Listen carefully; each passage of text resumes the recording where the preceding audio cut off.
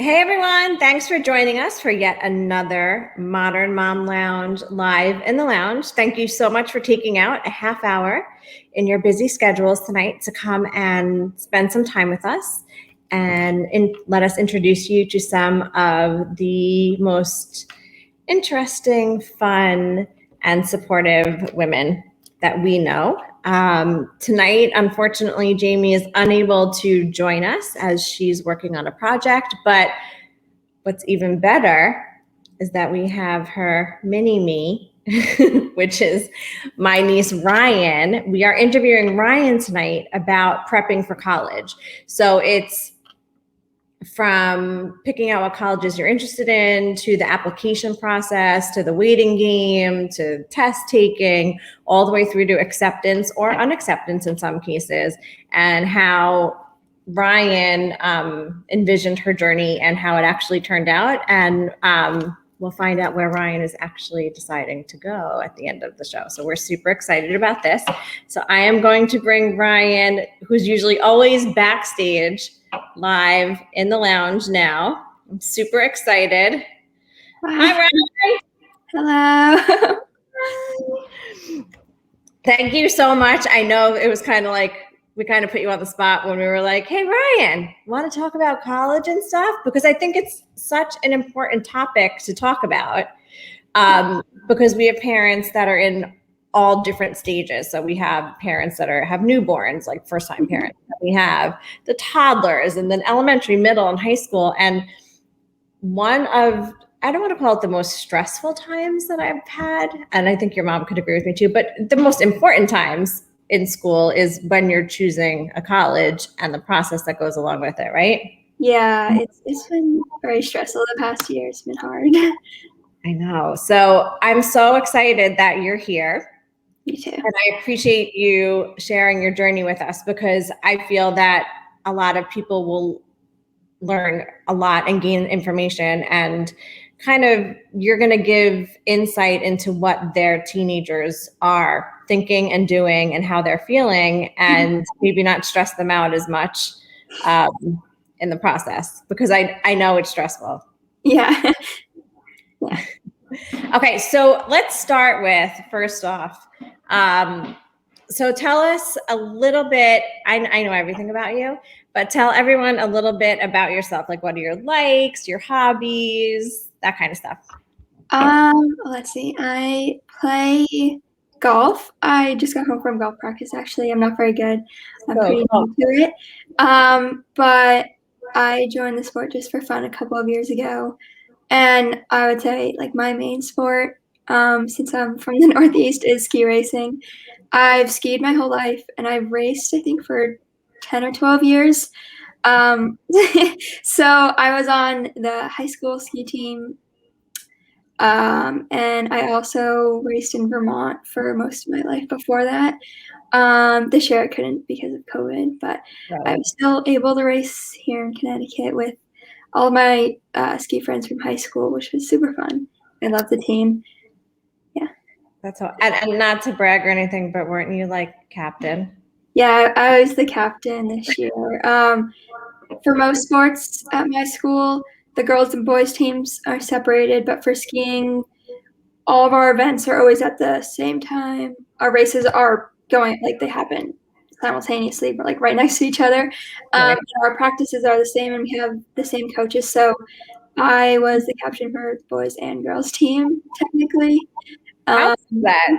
Yeah, that was really fun. I really enjoyed being in charge of everything, and like designing the merch for this year was super fun. Oh my God. It's genetic. Yeah. I love it. I love it. Not the skiing, because I've never actually skied. I've never put my feet in skis ever, but it's the merch and the marketing and the managing, and I think it's amazing. Do you feel that these sports that you've become a part of have helped you actually in your either decision making when it comes to colleges, or like enticing, make you even that much more enticing aside from academics when it comes to college applications and things like that? Well, I was a 3-sport athlete for all of high school, and Not all three were JV, just skiing, or excuse me, varsity.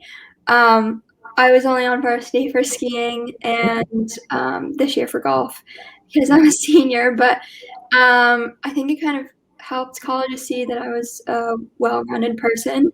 Mhm. And personally, being super busy with sports and practices, and just it kind of helps my academics, help me stay more focused. And I also liked just making new friends. I have some friends that are younger than me that I met from the ski team that I'm really close with now. And it's just fun to hang out with them. But for the colleges, I think that really helps me because I could have done better academically, but because I had three sports and other clubs and activities, that definitely helped me be a little bit more enticing. I feel like it makes you a lot more well-rounded too. Like you said, which is such a great point, is that you had to juggle the sports and academics, and that's very hard. And first of all, you're totally knocking your GPA because you're a fabulous student also, but that's besides the point. But no, to be able to juggle both of them and be able to do well on both sides it's really hard. It's not, it's because it's almost like two different sides of the brain per se, where you have to focus differently and you really have to prioritize. And there are some days where you have to stay up a little bit extra to study because you had the practice and so on and so forth. So kudos to you, because a lot of kids probably wonder, like, how am I going to do this? I can't do this, or they negate the fact that you can have good grades and do sports, but you just have to be able to balance it. Yeah. So it's probably like a lot of scheduling and timing and stuff, which is super important. So let's see, when did you start even like thinking about college? Do you remember? I mean, not in the long time ago. I mean, the school I'm going to, I'll keep it a secret until the end. A lot of my family members from my dad's side went there. So for a long time, my grandpa, who's really invested in the school, kind of was, he kept bringing it up, like, oh, you got to get good grades to go to this school. Yeah. So I've been thinking about it for a long time. But like the actual college process, I probably didn't think about until the end of sophomore year. Okay. Because that's when I had to start practicing like for the SAT and the ACT. And the way it works at my school, I don't know if they have this in Florida. We have advanced placement classes or AP classes. Right. And at my school, you can only take them if you're a junior or senior. So when I was planning my classes for junior year as a sophomore, I had to start thinking about what classes could be appealing to colleges and what classes I was interested in taking that could possibly be counted as a credit for certain colleges I was applying to.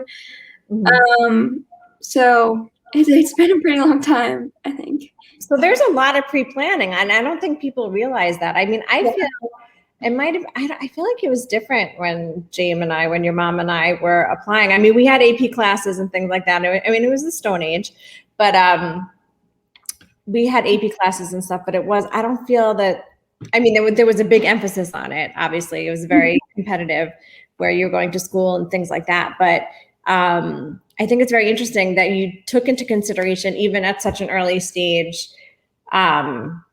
what classes you wanted to take that were, also, that were important to you personally, but really like what would look good in the eyes of the college of your choice.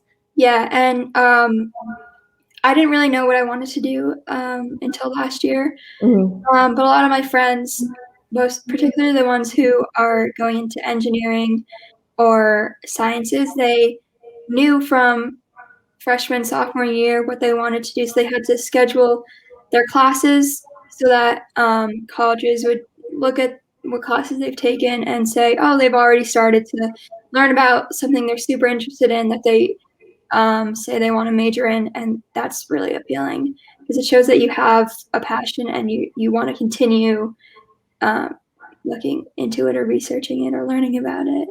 That's another great point too that you bring up, because the colleges see that you have a vested interest. You're not even just like taking it, you really are into it. And to see that on your prior transcripts, I could see how that's appealing for schools that are like specifically engineering and technology and things like that as well. So that is something that we need to keep in mind. By the way, I'm taking mental pointers and I will be rewatching this video because I have no idea what we're doing with Nathan. Yeah. I don't think he knows what he's doing. Not meanly. I'm not trying to knock him, but like we have to get the ball rolling. He's a sophomore and it's April. It's for us, we have a month and a half of school left and I haven't even started anything yet. So I need to get him psyched up for it. Like he knows he wants to go to college, but like I need to like start the process. So this is definitely very helpful for me as well. Thanks. And junior year is really important, like for your grades, because, well, GPA wise, colleges want to see that you've improved over the years or semesters or quarters, but junior year is really important because they don't always look at your full senior year grades. Most of the time it's just for the first semester or whenever you apply, the grades you had before that. Right. Oh, see, that's good to know too. So, okay. So let's see. So how did you pick what schools you wanted to go to or that you wanted to apply to? Well, my school, we have a college advisor. So I told her I was looking for smaller liberal arts schools so I could take classes, a bunch of different types of classes. And the school that my grandpa went to, and he's been telling me about forever, basically any type of school that was like that one. So she gave me a long list and a few safety schools that were a little bit different. I applied to some state schools as safety schools. And define safety school for the people that don't know what safety school is, because that might be new. It's like a backup school. Okay. That's, I don't know how to say this without sounding a little bit mean, but it's like no. a little bit below or a lot below your level of like your GPA. Like it would be easy to get into, a school that would be easy to get into. So for me, those were some state schools, but I made sure that the state schools had programs that I was interested in just in case I had to go and then transfer to a different school the year after if I needed. Which is a good option, right? Yeah. If people that might need that little boost of the freshman year of getting their grades up and things like that. Yeah. So she, my school's college advisor also gave me schools that were still safety schools, but a little bit more challenging. Just because generally the type of school I want to go to can be more challenging because they're so tiny that they don't let in a lot of kids. But this year, because of COVID, everyone was freaking out. Kids applied to like double the amount of schools that they normally would have. So I applied to like 12 schools, which is a lot. Wow. And some people applied to that many anyways, but I wasn't planning on it. There were a few schools I added last minute, which was good, because I ended up getting waitlisted from a lot of the schools, some that I was expecting to get into too. So that was a little hard, but I did have those backup schools in case I needed them. Okay. No, it's good. It's good to like prepare yourself. So the application process. So you pick the schools that you want. Let's say you pick these 12 schools. Explain, like give like a tidbit of like the application process. It's got to be daunting. It's got to be crazy stressful. The worst part is like the financial aid stuff. There's like a million papers and things that I didn't even understand. So mom and dad had to do it. But for the process, there's hold on. I forget what it's called, but there's like a website. So everything is on there, and you have to fill out like everything about you, the clubs you've been in, the sports you've been in, your GPA. Sometimes schools make you fill in every single class you've taken. Wow. And every grade you've got in the class. That takes a long time. Most schools that I applied to didn't do that, but some did. It was very annoying. Yeah. It's called the Common Application. Okay. So everything is on there. and so schools have easy access to it. That does take a while to fill out because it's just really tedious. And then sometimes schools have extra essays that you have to do. That's not like the Common App essay. Right. So for the Common App essay, I think there were like 7 or 8 different prompts you could have done. Okay. They'll give you a choice, which is nice. Yeah, you had to write that essay in under 600 words, which is hard. I had to get a lot of help to make it really like me and powerful and get my point across. What was the help that you got? Like, what things did you do? I went to my school. We have like a writing center, so they helped me, but it wasn't enough. And then we went to a college advisor that we paid for, but she was really helpful, and it definitely changed the whole essay. Like, it made it seem a lot more passionate. Before, it was kind of I'm not the best at writing, especially about myself, because we don't do that in school at all. It's more like analytical in school, so it was a little bit difficult, especially to get it in such few words. You have to like encapsulate under 600 words. Yeah. For me, when I write like for the blog and stuff like that, it's easy for me because I'm writing about things that I'm super passionate about, right? And easy things. And I don't have the stress of like, I might not get into the college if I don't write this properly, you know what I mean? To write under 600 words and really get your point across and your passion, like you said, is very hard. So there are things like, okay, so your school had that resource, and then there are people outside that you can employ to help you, like, you know, dot your I's and cross your T's. Yeah. So that was very helpful for me. And it didn't take that long. A lot of like my college advisor from the school, she sat down with her whole grade a bunch and was like, you have to write multiple essays, and you just over time you'll realize like which one you feel the most passionate about. Like it will just come easy to you, and that's what colleges want to read. They want to read what you feel is really important about yourself. So I wrote probably 4 or 5 essays. Most of them were on the same topic. It's different, like a different perspective of the story. But it took a while to find like the perfect fit and say exactly what I wanted to say. And the person we hired outside of school was definitely helpful with that, because she has experience with like she knows what colleges want to see. That's her specialty. Yeah, that was very helpful. And then she also helped me with extra essays that colleges required. I also did essays that were like optional for some college applications, but it's always helpful, so they get to know you better, to just do most of the optional extra stuff. Do as much as you can so that they really get a feeling for who Ryan is. Yeah, so it was time consuming, but I started the whole process over the summer, I think in August 2020. And then all of my applications were submitted by January 15th. Wow. Yeah. So it took a long time, and I applied early decision to the school I'm going to, which is Nigerian school. So it would early decision means you have to go, if you get into that school, you have to go there. It's like legally binding, and most of the time it's due in November. I realize that. Yeah. Wow.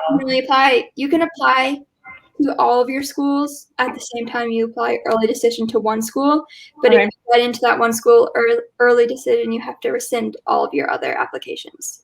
Okay, that makes sense. So you obviously can't apply to more than one school as an early decision, right? It's like just that. That's pressure. Yeah, I remember this. I think I knew I was going to SUNY Albany because your mom was going, and it was like, oh, geez. Yeah. But then there's something like early decision. It's called early action, where you can apply to multiple schools early action because it's not binding.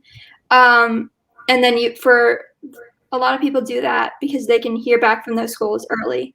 So early action and early decisions come out like December or early January. when Right. your decision doesn't come out until March or April sometimes.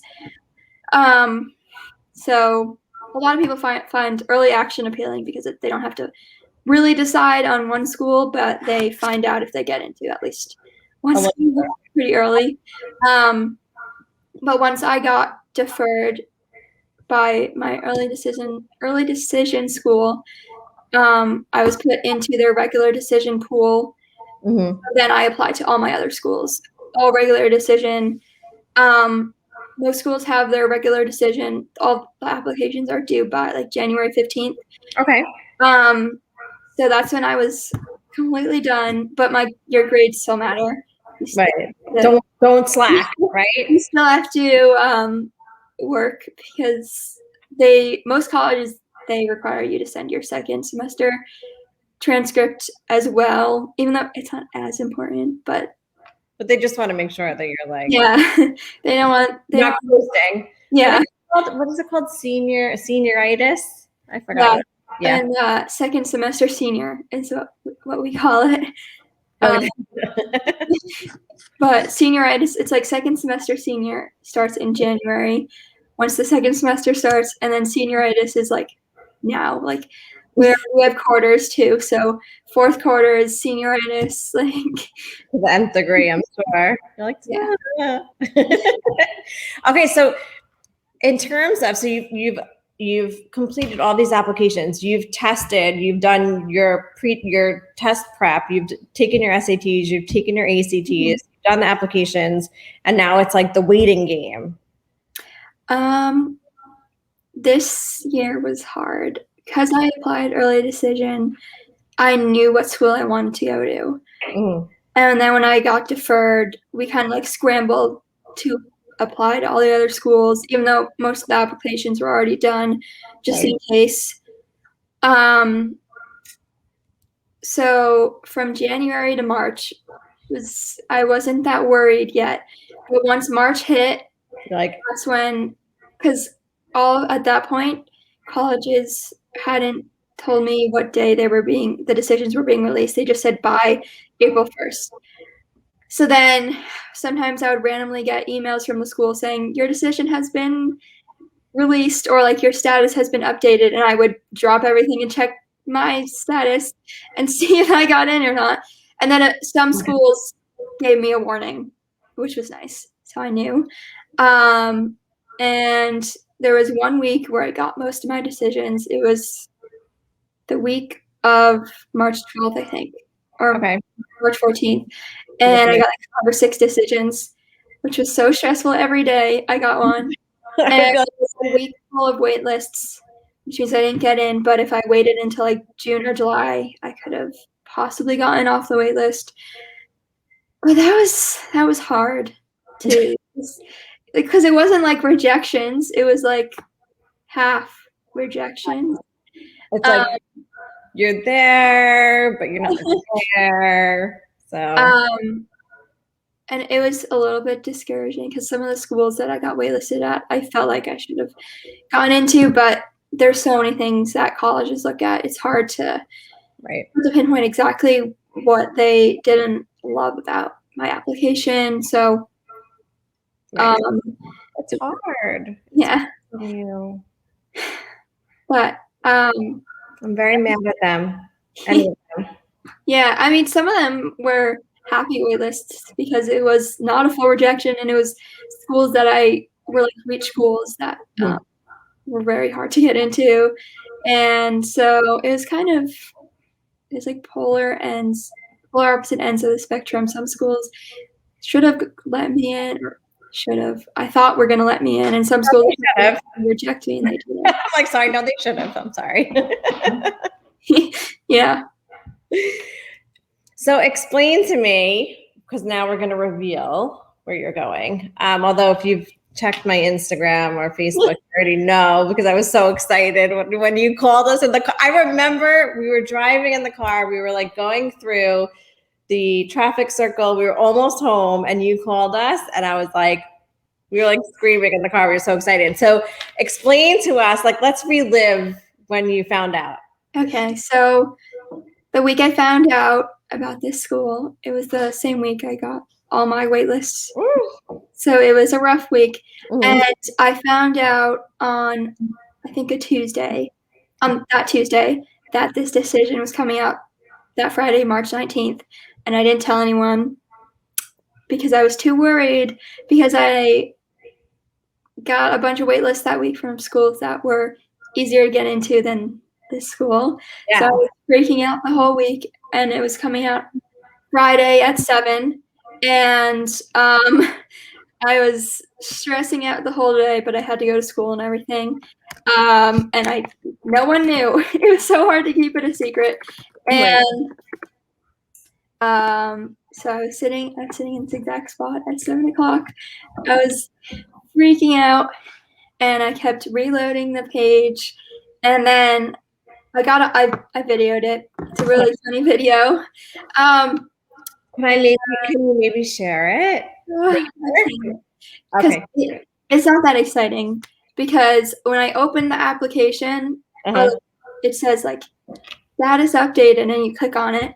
When I opened it up, it said, "Dear Ryan," and then it was like, enter, you're in. But I missed the "you're in" because most of the other colleges had it in a paragraph that I got in, not like 3 words. So I skipped the "you're in" and I went straight to the bigger paragraphs, and I was like reading and scanning, and I was like, where does it say I got in? The first big paragraph was like, your application process took a lot of effort. It was like kind of like, so the video is really funny. It's like 30 seconds of me not knowing and freaking out. And I figured it out, because it was kind of leaning towards you got in all the paragraphs, but it was not 100%. It wasn't as friendly as I was expecting. It was more formal. Right. It was weird. And then I read the "you're in" and I freaked out, texted all my friends, because I didn't think I was gonna get in. It was a reach. I was very nervous. And then I can imagine. Celebration. I know. Oh my gosh. I was like, when you called, I couldn't even believe it. Like, I could believe it. Like, but when you called, and we were just like, "Hey, Ryan, what's up?" You know, like we're driving home, and you're like, "I got into Bowdoin." I was going to show you my feet backwards on the screen, but my friend, who's a senior too, she's going to the University of Virginia, I think, UVA, for engineering. Super smart.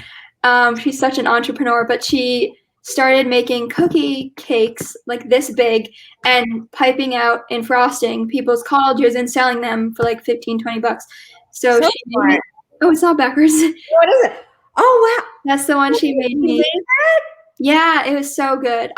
Beautiful. It was so good. We had to throw out. It was too much, and it got stale. But we. It's the thought of it. It's so like good and so pretty. And my friends got me a bunch of like black and white themed candies. So it's really exciting. I'm so glad. And you got a blanket, right? Yeah, and you got me a blanket. I bought a bunch of sweatshirts and shirts, and we do a thing called May Day, because May 1st is the deadline. Okay. You have to put your deposit down for school. So that's the time that everyone knows where they're going. Right. So on May 1st, but this year was April 30th, because May 1st was a Saturday. So on April 30th, that Friday, or last Friday, everyone wore their college shirts to school. So I had to buy a shirt that said Bowdoin on it. I got 3 actually, but like I needed like 3. Don't worry, I think you're gonna have like 5 million more before you get there. Oh yeah. My cousin, she graduated in 2020 from Bowdoin, and when I got in, she texted me and said, "If you need any clothes, I have so many. I need to give them away." Yes! Oh my God, that's awesome. That's so cool. Oh my God, did they have shirts that say like "My niece is going to Bowdoin"? I think I might need one. Yeah, might have to make it. I'll make it. But so this whole process thankfully turned out phenomenally for you. But I appreciate you really telling us like the nitty-gritty behind it, like the the behind the scenes behind with the test taking and the importance of the sports and the clubs that you're in and the classes that you take. I mean, I don't know if people necessarily take that into consideration. Sophomore and junior year, what classes you're really taking can have a direct effect on the colleges. And oh my God, we are over the moon. So proud of you. Thank you. I'm very excited. And I love talking about college, like the process, because I get to brag about myself. Of course. It's really fun. Just talk about, because people ask me like what I've done. So I talk about like I only took the ACT. A lot of other people take the SAT. It's more popular. But I talk about like my scores, the clubs, what I like in student government, all these things that make me stand out more. So I don't just do sports, or I don't just have decent grades. I also have like internships, and I've worked. Colleges look at if you've had jobs sometimes. I'm on boards of different clubs. Like all of that is super important too. It is now. I think it's great. And I think that kids, like some kids think it's like you could slide right by, and some kids don't realize, the importance, and parents as well. Yeah. The importance of it. So, Rich, we have to get Nathan on a whole bunch of clubs and sports. Agreed. He said, agreed. Uncle Rich goes, agreed. But the importance of it when it comes to applications, it's not just for fun and whatever. Mm-hmm. So, Ryan, I can't thank you enough Thank you for having me. And oh my gosh, of course. Are you kidding? I'm like so excited. I get to brag about my niece on like YouTube and Facebook and everything. But I'm gonna do the speed round with you super fast because I do it with everyone. So I know you don't drink wine, so I'm gonna skip that one. Coffee or tea? Coffee. Favorite flower? A rose, I guess. Do you have a particular color that you like? Of a rose or just in general? Of a rose. Like if someone were to get you roses. Probably red. I've never really thought about flowers. Yeah. Okay. That's okay. That's fine. You got to focus on college. We're not stressing about flowers right now. Do you have a favorite book or an author that you like? I have stopped reading for fun because we read so much for school. Totally understandable. I completely understand. What is your favorite color? Like generalized. I like yellow a lot recently. Pink, but I don't wear pink or yellow. But I like the look of it. I have a pink. I can't get it. Like right here. Is a bunch of pink stuff. Mm-hmm. Blue. I like most colors. So when you're not on the ski team, on the golf team, studying for class, doing all these crazy things, what do you like to do for fun? I like to be with my friends. I like to shop. I really like to make outfits to wear to school. I have a lot of jewelry. I have 3 piercings on both sides, so I always shop for earrings. That's like the one thing I get every time I go shopping. Yeah, no, that's cool. Yeah. And then let's say, so you like shopping, you like, so if there was, like, I don't want to say what do you want to be when you grow up, because you are a very mature young lady, but like, let's say you're out of college, where do you see yourself? Right now I'm planning on majoring in psychology, but I want to focus on like abnormal psychology and criminology and criminal justice, which is hard for a liberal arts school. There aren't classes. There are classes for it, but not majors or minors for those like subtopics of psychology. But it's definitely something I want to look into.